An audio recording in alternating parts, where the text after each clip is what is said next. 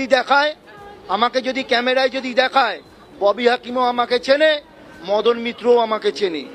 মদন মিত্র যে ভাষা ইউজ করেছে, শুনে রাখুন, কোনো ভদ্র সমাজের মানুষ, কোনো নেতা এরকম ভাষা বলে না। উনি দেখেছে অভিষেক ব্যানার্জি নোট দিয়ে খুন করাচ্ছে? উনি দেখেছে কি?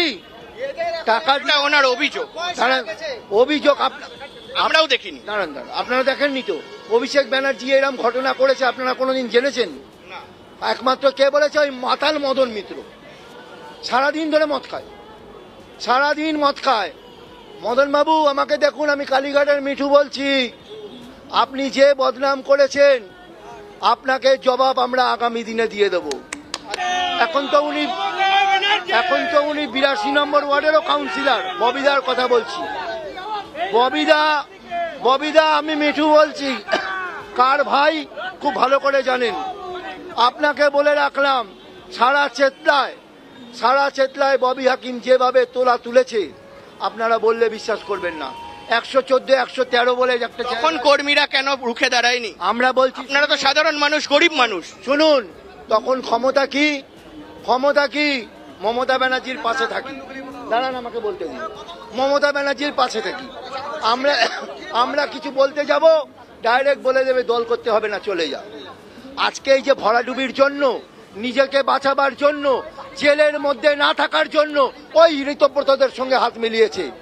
আর আপনাকে বলে রাখি, শুনে রাখুন, এই ঋতব্রতদের যে টিমটা, এই টিমটা তৃণমূল থেকে ভেঙেছে। তৃণমূলের বি টিম না, এটা শুভেন্দু অধিকারীর একটা টিম। আমি আপনাকে বলে রাখছি, শুনে রাখুন, আগামী দিন দেখতে পারবেন। দেখছেন না শ্রমিক ভট্টাচার্য কি বলছে?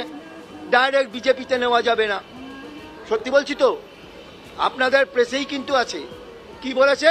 ডাইরেক্ট বিজেপিতে নেওয়া যাবে না, তোমরা একটা দল করো। আর একজন ওই কাকুলিম কি করছে? আজকে চলে গেছে যন্তর মন্তর দিল্লিতে। ওইখানে উনি 21শে জুলাই করবে। কোনোদিন হয়েছে? কোনোদিন এই ঘটনা ঘটেছে? 21শে জুলাই 13 শহীদের রক্ত ওই মেয়র রোডে আমরা ওইখানে উপস্থিত ছিলাম। আর একটা কথা শুনে রাখুন, ববিদা শুনুন, ববিদা বলেছে ওই দিন নাকি উনি মেয়র রোডে ছিলেন। ডাহা মিথ্যে কথা বলেছে। রজপাল সিং এর নেতৃত্বে যখন গুলি চলছিল, ওই স্পটে আমরা ছিলাম, আমরাও শহীদ হতে পারতাম। ববিদা যে কথা বলেছে পুরো মিথ্যে কথা। ববিদা সেদিনকে ছিল না। আপনি তখন ওখানে বেশ রেগে গেছিলেন, উত্তেজিত হয়ে গেছিলেন। একটি কথা জিজ্ঞাসা করবো। একটা ছোট্ট কথা আপনাকে বলি। আপনারা তো প্রেস, আপনাদের আমরাও মানি। আপনারা ওইখানটা দাঁড়িয়ে যেভাবে বললেন, তেমন ভাবে লোক এখনো আসেনি। আপনার কি মনে হচ্ছে যে লোক আসেনি? একবার ক্যামেরাটাকে ওপরের দিকে তুলে রাখুন। আর সারা কলকাতা থেকে, সারা পশ্চিম বাংলা থেকে মানুষ এই বিড়লা তারামণ্ডলের দিকে আসছে। একটু ওয়েট করুন। এটা তো মানবেন, কিন্তু এটা তো মানবেন। মমতা ব্যানার্জি যখন রাজপথে, তৃণমূল কংগ্রেস ঘরের মধ্যে বসে থাকবে না। মমতা ব্যানার্জির সঙ্গে বোঝা গেছে মমতা বন্দ্যোপাধ্যায় লড়াকু নেত্রী, তাই জন্য এই জায়গায় তিনি পৌঁছেছেন। সারা ভারতের তিনি এই জন্য এই জায়গায় পৌঁছেছেন, সেটা নিয়ে কোনো সন্দেহ নেই। কিন্তু এবার তো এটা মানতে হবে যে এক পাশে কংগ্রেস, অন্য পাশে এনসিপিআই দিল্লিতে, এক পাশে ঋতব্রত বন্দ্যোপাধ্যায়। সকাল থেকে যে শহর কলকাতায় ভিড় থাকে, গাড়ি আসে, সেটা তো হয়নি এবার। আমি আপনাকে বলি, দলটা ভেঙেছে তো। গাদ্দাররা, মির্জাফররা পালিয়েছে। কেন পালিয়েছে? ওই শুভেন্দু অধিকারী দিল্লি যাওয়ার আগে এয়ারপোর্টে একটা হোটেলের সামনে মিটিং করেছিল এদেরকে নিয়ে।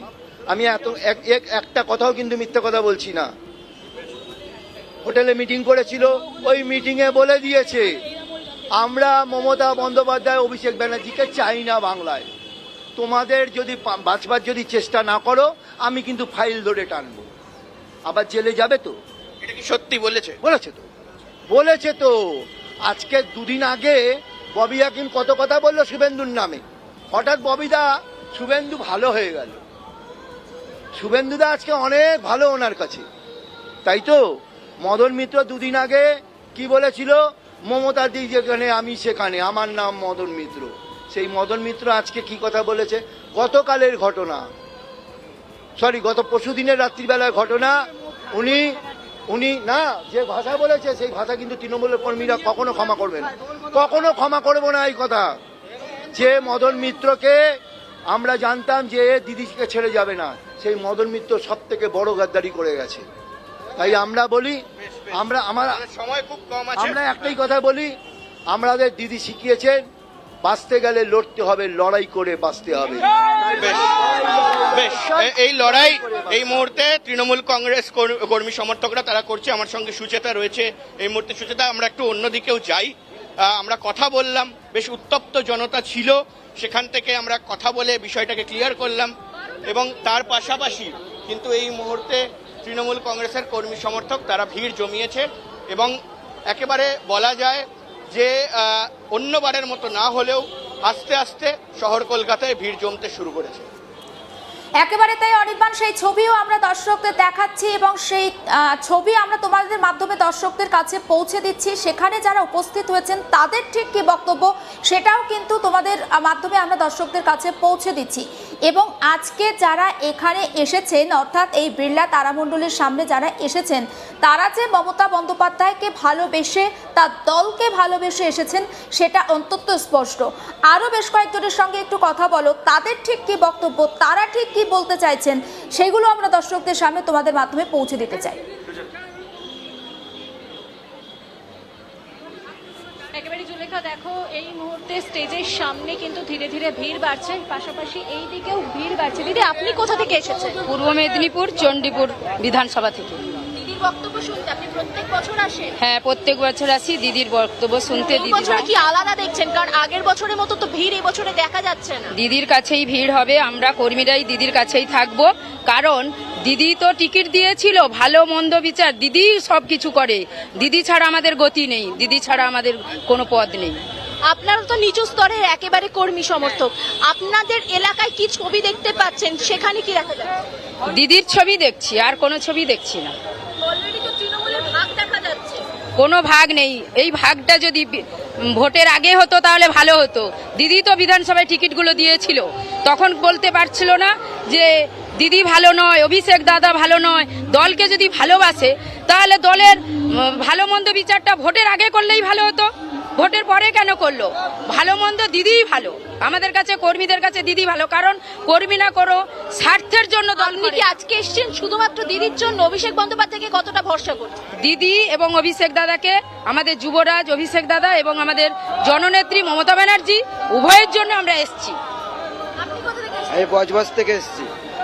আপনাদেরকে কি আসতে বাধা দেওয়া হচ্ছে? অনেকেই অভিযোগ করছিলেন যে আসতে নাকি বাধা দেওয়া হচ্ছে, আপনাদের বাধা দেওয়া হচ্ছে? না, কেউ বাধা মানছে না, বাধা ছাড়া চলে আসছে। বাধা কি দেওয়া হয়েছে? সেরকম বাধা দেওয়া হচ্ছে না। বাধা দেওয়া